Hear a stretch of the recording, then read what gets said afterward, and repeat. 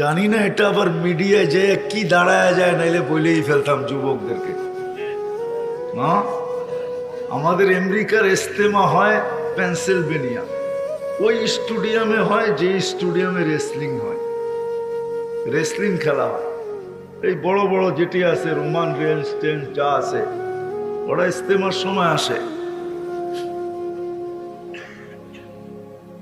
তো ওরা দেখবা খেলতে খেলতে, রোমানরে দেখবা মাঝে মাঝে খেলতে খেলতে ও একটা চিৎকার দিয়া এনার্জি ফিরায় নিয়ে আসে, ঠিক না?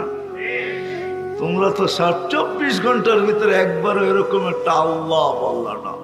আল্লাহ আল্লাহ যদি বলে এত জোরে ডাকলি কেন? আল্লাহ 24 ঘন্টা তুমি আমাকে অক্সিজেন দাও, আমার মন চাইলো একবার তোমাকে আমি মন বইরা ডাকি। একজনও তো নাই।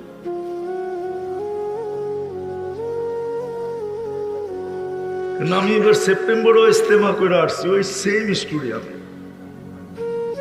আমি সেপ্টেম্বরের 15 তারিখে আসছি, গত সেপ্টেম্বরে আমেরিকার ইস্তেমার থেকে।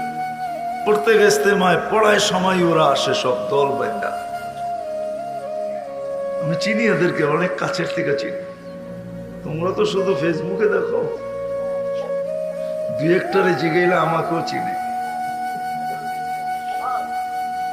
আমি বড় কাছের থেকে দেখি এদেরকে, শুধু ওরা না, বড় বড় সিঙ্গার ফিঙ্গার সব দেখি, আসে আমাদের কাছে। আলহামদুলিল্লাহ।